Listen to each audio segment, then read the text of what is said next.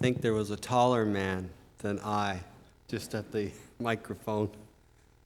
Good morning, everyone, and greetings from the Ontario Conference. It's a pleasure to be here with you today.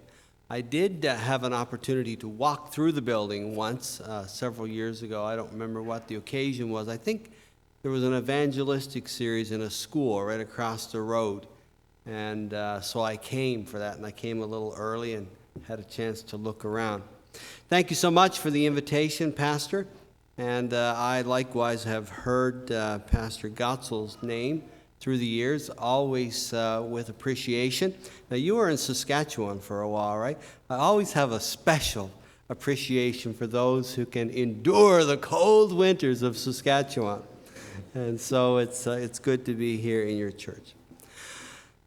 And I'd like to say also a very happy Mother's Day to all of those who are celebrating. I hope this will be a great weekend for you and that people can show a little bit of appreciation for the countless sacrifices that you make on behalf of families.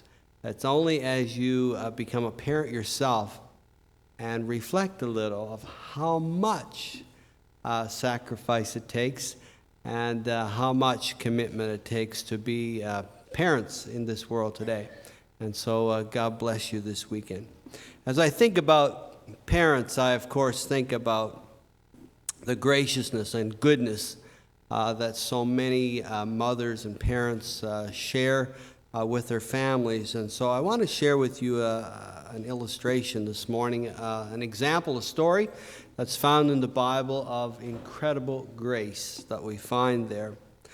When you use this word grace, it's kind of used in many different ways. Some people use it in the sense of, at your mealtime you offer grace, and so you think of grace in terms of a prayer. Other times you think of grace in terms of movement. You see during the Olympics the skaters and how graceful they are on the ice as they do their figure eights and whatever they do there. There's other times, of course, when we think of grace in terms of dignity, such as an ambassador or a queen or someone visiting our country. And we think of it in terms of that. We even sometimes refer to the queen as Her Grace. And so grace is used in many ways. But the Bible has a particular definition of grace in mind.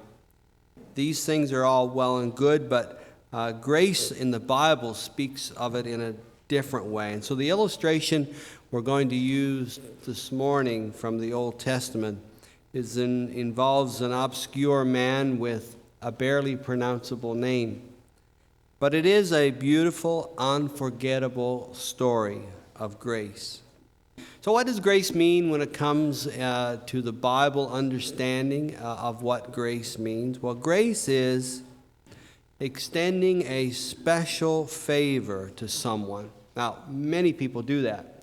They extend a special favor to someone. But it is, in the case of the Bible, to someone who does not deserve it, who hasn't earned it, and can never repay it.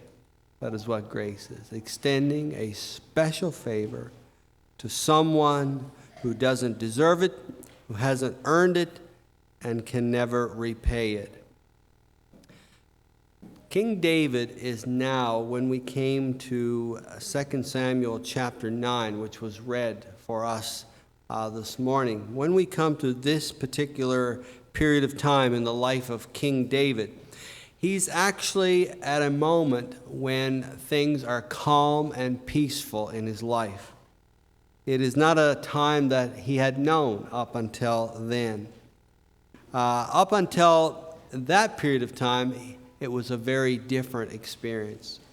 You remember, of course, King David, the early stories about him being the shepherd boy out in the fields and on the hillsides there, and he loved to play a harp and would serenade the sheep on the mountainside if there was no one else there. Then at the age of 17, David had an unusual almost unique experience occur to him, and that is Samuel came to his family and announced that God had chosen the next king of Israel. And it was to be this shepherd boy, David. And so that was a surprise to him, a challenge to him, but made all the more so by the fact that there was a current sitting king on the throne of Israel. And now to be announced at the age of 17 that you are going to be the next king of Israel caused some interesting challenges, to say the least. As you can imagine, the king on the throne, King Saul, God had announced his replacement because Saul had not been faithful to the commission that was given to him.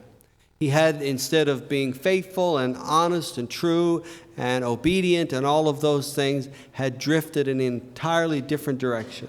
One of self-absorption, preoccupation with himself, and desired to go his own way, feeling that his timing was better than God's timing. And so there was the announcement that there would be a brand new king. But this would take a number of years. An interesting relationship developed between David, the future king, and Saul, who was the one on the throne. At the early stages, Saul would actually invite David into the palace, and David would play his harp for King Saul during his episodes of madness and would calm his spirit. But as time went on, Saul became more and more aggressive toward David, such that we read on a couple of occasions in the Bible that as David was playing, a javelin was thrown in his direction, only missing him by inches. King Saul was going to use him as a pincushion and pin him to the wall if possible. At this time, a threat was being planned on David's life. King Saul had made up his mind that he was going to do away with David. He was ambivalent before. Some days good, some days not so good. It made up his mind that he was going to do away with this future king, take away his adversary and his competition. But Jonathan, King Saul's son, heard about it. You know the story well. And he was a very good friend of David's. They played together, they were out in the fields together, and so forth and so on. And so Jonathan went to David and said, "Tomorrow my father is planning to have you executed. Now, here's what I'm going to do. If tomorrow my father has changed his mind and has come out of this fit of rage and is sensible again, then I'm going to come out to the balcony, and I want you to stand beside a well not so far out, and I'm going to shoot an arrow. And if the arrow lands just to the left of you, then know that it is safe to come into the palace, and you'll be okay. On the other hand, if the king is still as mad as he has been and so determined that he's going to take your life, I'm going to shoot the arrow well past you. And if that happens, run for your life. Don't stay here. Make sure that you're not to be found anywhere." So the next day comes. And sure enough, David is out there. Jonathan goes to the window, and he shoots an arrow where? Way beyond him. So David understood, and he ran for his life. As a matter of fact, he would continue running for the next number of years. David was in his early 30s before he acquired the throne. So perhaps for close to 15 years in total, David was in this situation where he was being hunted and challenged and chased. And so finally he was out in the hillsides of En-Gedi. By the way, it was only a few weeks ago that we were in Israel. Your elder, Carl Chin, was the one who organized the trip. And so as we were going from the Sea of Galilee down to the Dead Sea, just to our right, which would have been to the east of us, you could see En-Gedi. There was a mountainside pucked in caves and so forth, and this was where King Saul would eventually lose his life there in that very place. So he's on the run from Saul, hiding in these caves and on the go, constantly trying to save himself from this mad king. Now, Jonathan went to King David on one occasion and made a request of him. Ask him to make a promise. Jonathan said, I understand God's choice. God is sovereign. God sets up kings and he takes down kings. And so I understand this, and I'm fully supportive of God's new decision to replace King Saul, which was his father, with David, who would become king. Now just think about that for a moment. Jonathan was what? He was heir. He was supposed to be the next king in Israel. And so he says to David that I accept God's will for your life and in this decision, and I will be your humble servant. Now he could have aided his father in getting rid of David, couldn't he? Could have aided him, could have made sure that he was no longer a competition to him, a threat to him. Instead, Jonathan was a believer in God who trusted God and his judgment, was a good friend of David, and accepted this change. He said, now, the only thing I asked, and Jonathan had saved David's life on more than one occasion. He said, the only thing I ask is that when you become king, that you will not destroy my family. Now, this was not your ordinary Canadian way of viewing things. This was many years ago in a different culture. And when one reigning king replaced another reigning king, especially in an adversarial situation, where one family or one group was replacing another, what do you think they did with the old family? They killed them off. They didn't want to run the risk that there would be an uprising or they would lead a rebellion or there would be some army that would come after the king. So the first order of business when you sat on the throne, very much different like when we have our business meetings, Carl, thankfully. We go through the agenda for the day. Their agenda was item number 1, get rid of old family.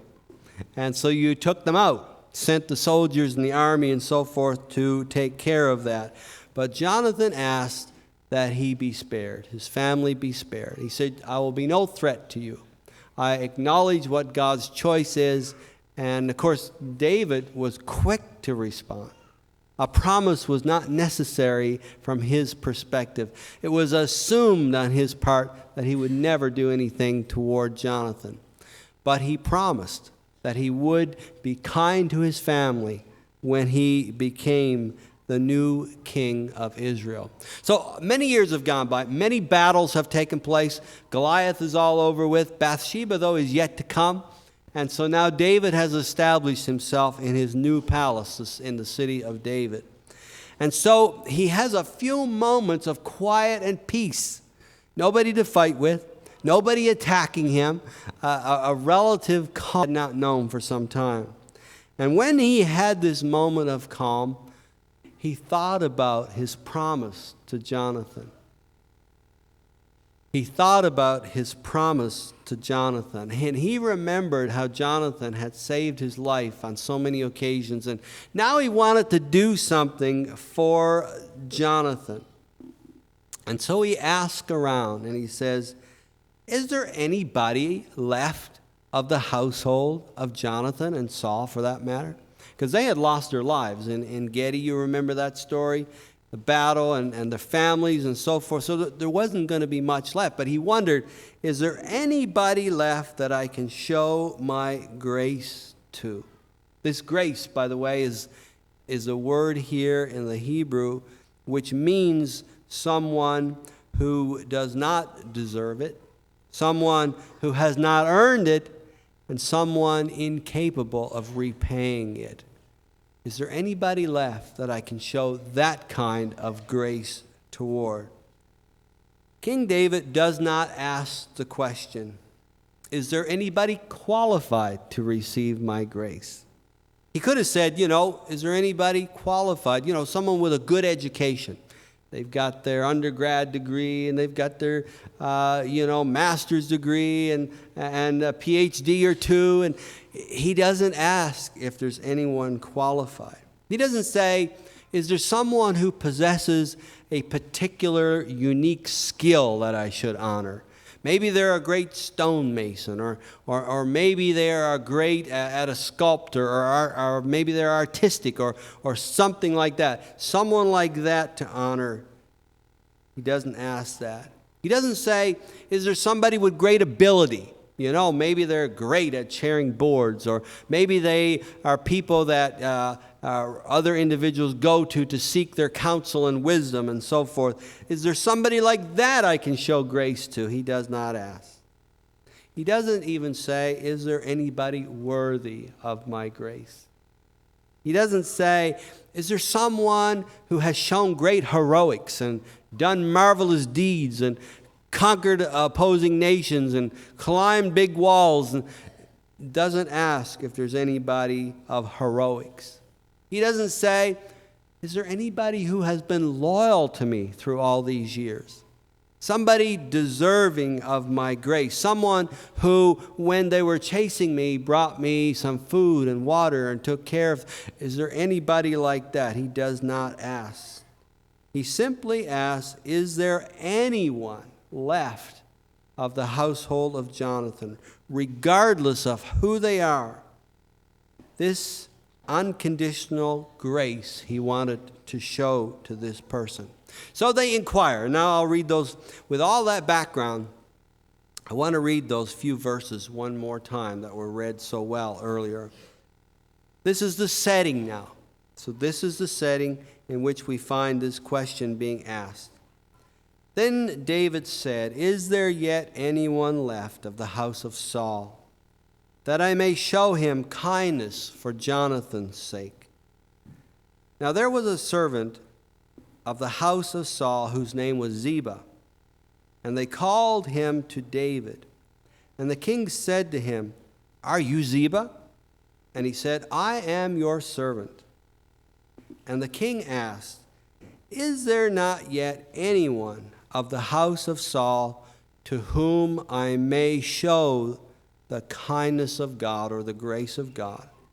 And Ziba said to the king, there is still a son of Jonathan, but he is crippled in both feet. So the king said to him, where is he? And Ziba said to the king, behold, he is in the house of Machir, the son of Ammiel, in Lo-debar. David finally inquired around, and there was one servant left of the household of King Saul. And so he sought him and asked of him when he came into his presence, asked of him, do you know anybody who's left? Is there anybody left that I can show my grace to and reward and bless and so forth? And Ziba says, well, there is this one guy. I only know of a one that is left. But he says, I would counsel you against this. Because, in your new palace that you have just established there in the city of David, he's not going to fit in good here. You see, the people here in the palace, why they sing like angels, and there are great soldiers here in the palace, and everybody dresses well, and everybody speaks well, and everybody can walk well, and they look so dignified and refined. You better think this over twice, king, before you go inviting this young man into your household, because you see, he's not going to fit the surroundings here, this beautiful new home. This boy that you're asking about, you see, he's a crippled boy. And when he walks with canes, and he walks with crutches, and sometimes he walks on all fours. because his legs have been crippled and he is a broken boy. You sure you want him, king? I mean, stop and think about this twice. When dignitaries come to visit, they're going to see your family, but then they're going to see this boy. Do you really want this? And David had not heard a word he said. David ignored the counsel given to him. It all went by him without him hearing. He simply said, "Is there anybody?" He doesn't ask, how badly is the boy injured? Is he, how badly deformed? Or how did he get this way? Or anything like that. He doesn't ask those questions. You see, grace is not very picky. Grace doesn't look for things that deserve love at all. Grace, as a matter of fact, operates apart, separate from the response or the ability of the individual. Matter of fact, grace is totally one-sided. Totally one-sided. There's a story went around, a true story that went around a few years back. The story is that Belinda Gates was out driving. She lives in Seattle. Seattle is the place where it rains night and day most of the year. And when I was there, you could buy T-shirts. It said, "Take your duck for a walk." And so she was there. She was out for a drive, going somewhere, and she got a flat tire on the highway. And so she pulls off to the side of the highway. And after a few moments, a car pulls in behind her. Some gentleman decides to help her fix her tire, even though it was raining. And so he gets out and he goes to the window and he says, "Would you like me to change, your tire for you?" And she says, "Sure." So she flips the trunk.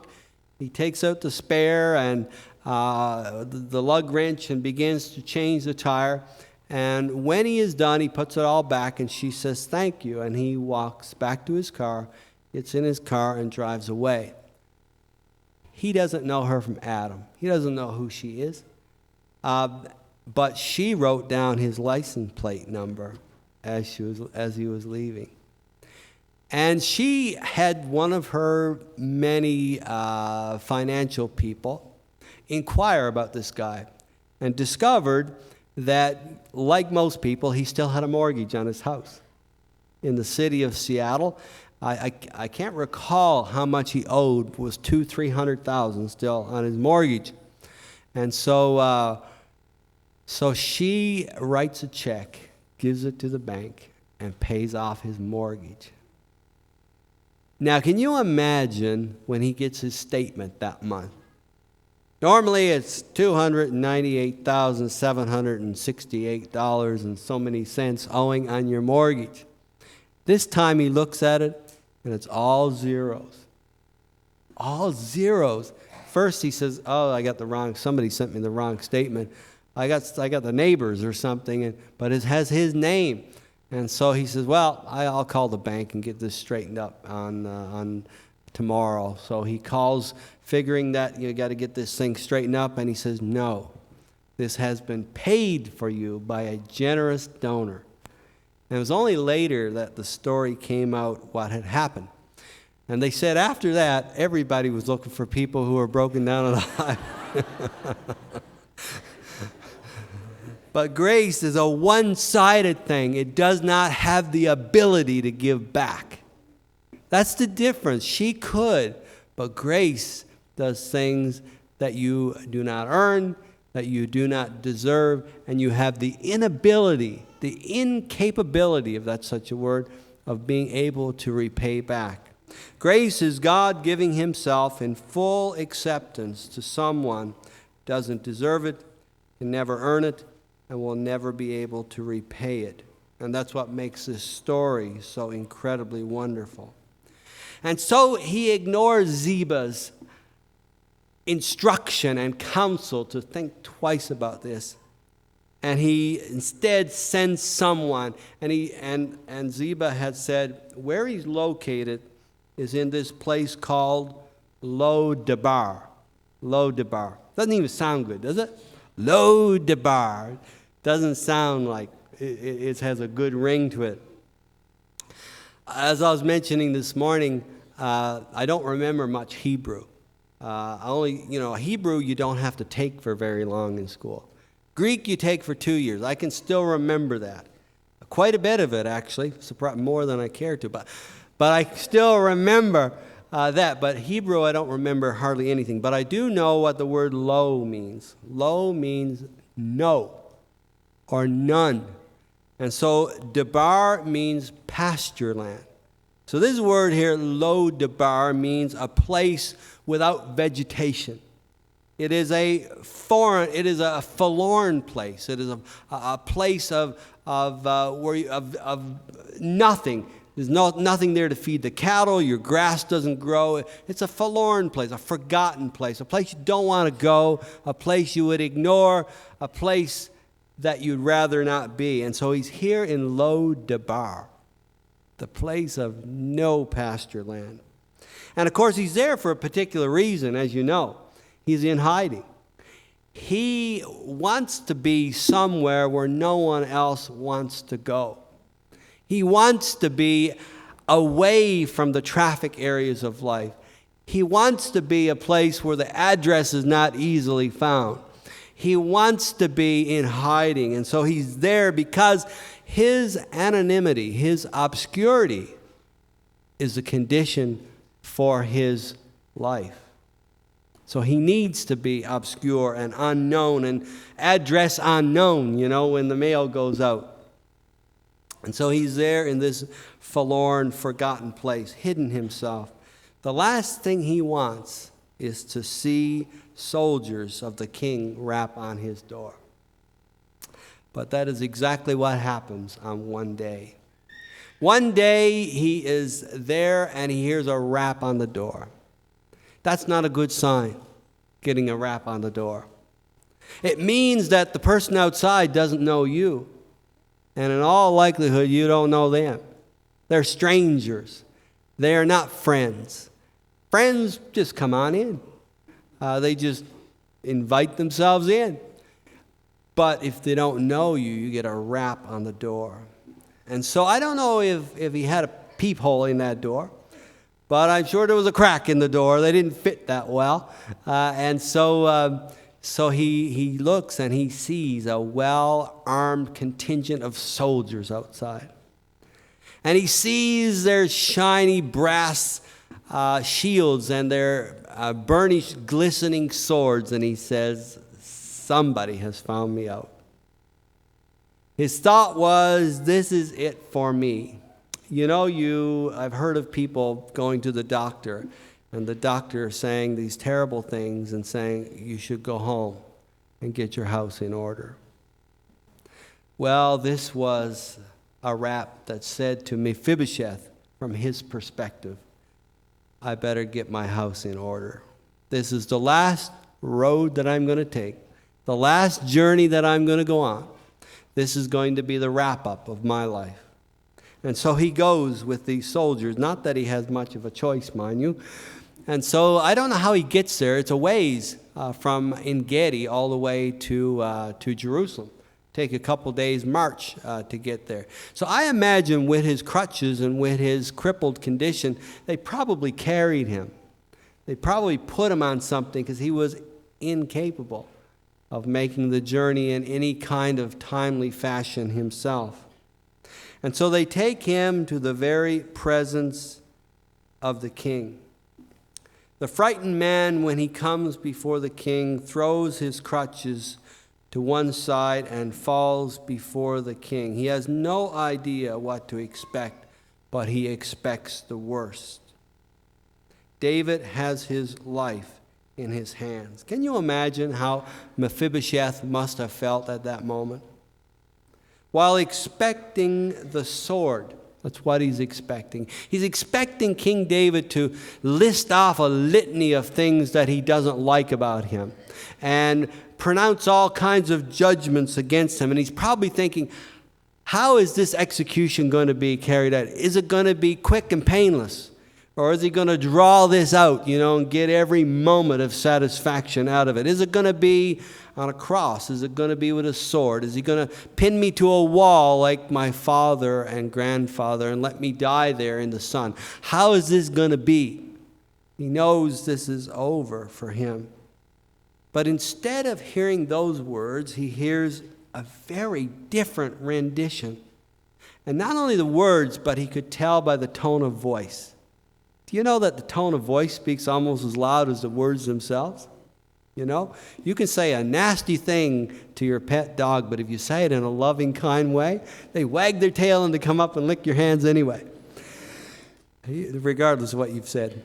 And so he was expecting this harsh thing. Instead, he hears a wonderful tone of voice and these words being spoken to him.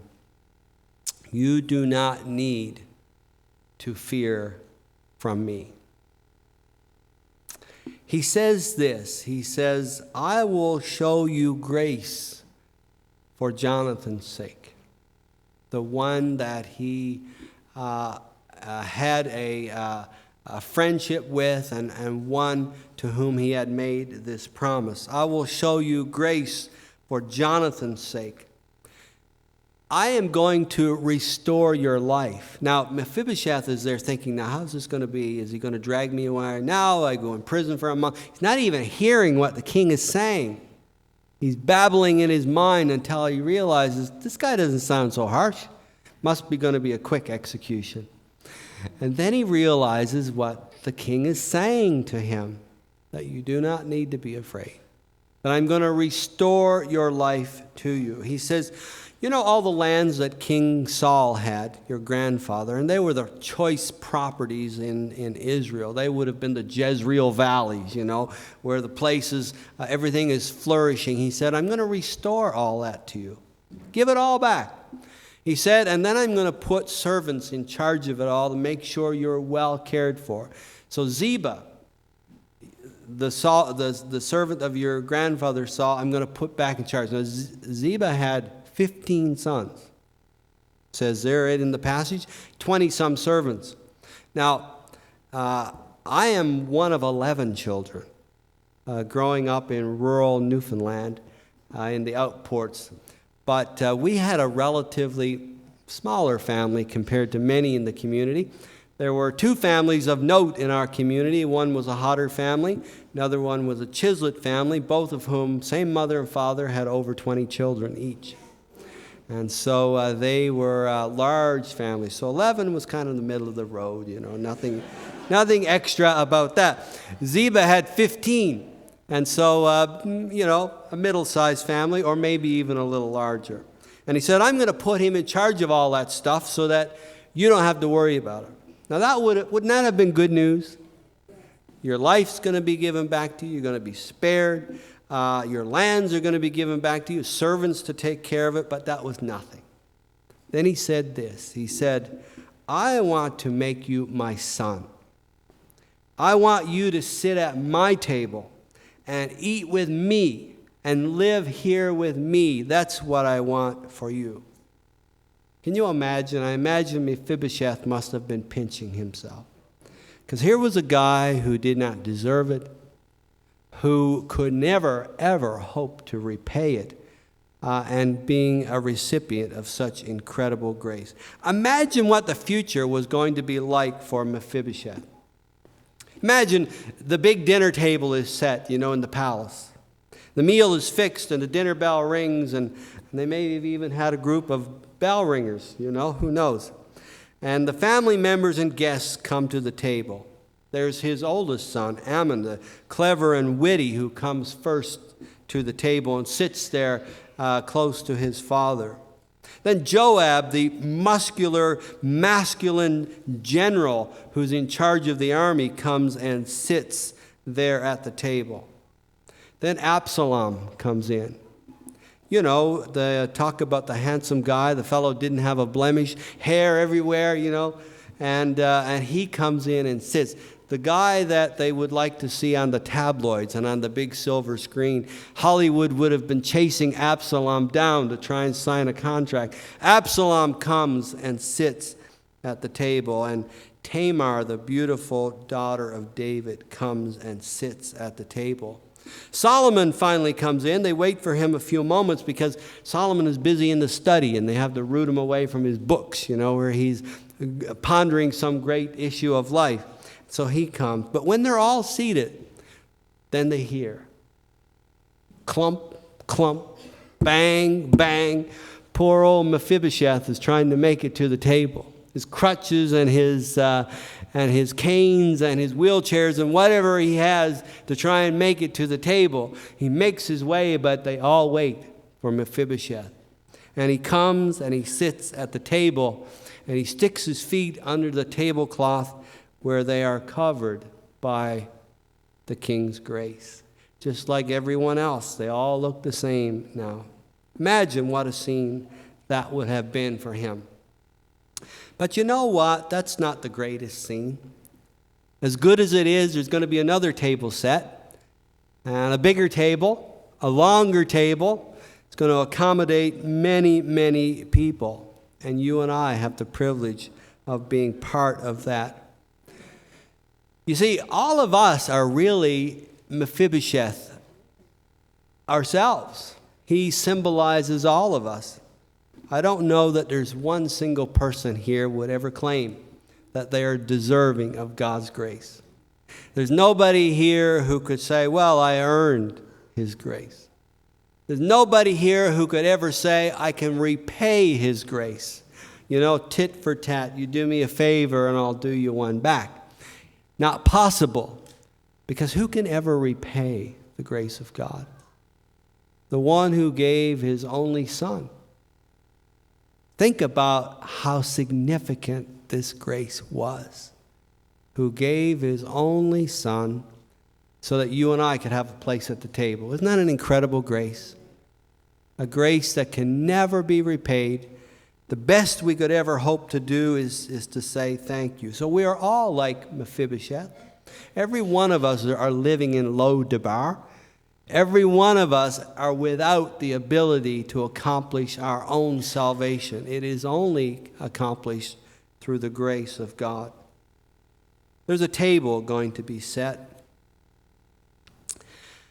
And this table will be one in which you and I will be invited. Can you imagine sitting down at the table with Paul and Peter and John? It's going to happen. Peter and Paul and John. Perhaps asking James to pass the carrots that have been cooked there. That'll be a strange request, won't it? Or the Apostle Paul, the potatoes there, please. And he passes those things. We will be able to sit at that table with Isaac Watts and Martin Luther and share bread with Abraham and Queen Esther, and to be elbow to elbow with King David and Mephibosheth. Of course, there will be a little change in Mephibosheth. He won't need crutches at that table. He'll be restored and made perfectly whole again, as will everyone who goes into death or translation in that condition. We are just as important to Him as anyone else sitting at that table. Because every single person there is going to be there for one reason and because of one reason only. And that is the grace that God has bestowed upon us. Wants to take us from a barren place and to give us a place at His table. When we see that, when we experience that, our response will simply be to say, thank you, God. Thank you for finding me when I wasn't looking. Thank you for loving me when I wasn't worthy. Thank you for making me yours when I didn't deserve it. And so they said, you know what? They're going to give us crowns. They're going to give us crowns. But the only reason they're going to give us crowns is so that we can throw them like confetti at the feet of Christ. Can you imagine? That's what will fill the air. As confetti will be crowns. And so I'm grateful for that crown so that I can throw my confetti along with the rest. So today we have come to hear a story of grace. A grace to be lived out in all of our lives, but not just in our lives. We are asked to be agents of grace to the community in which we live. I imagine there's still 1 or 2 people in this area who aren't Seventh-day Adventists, 3 or 4 maybe in this community, and God wants to use you and speak through you and be a blessing to them through your life. So may God bless you on this Mother's Day weekend as we are reminded of His grace and the grace He wishes to share with us all. God bless you.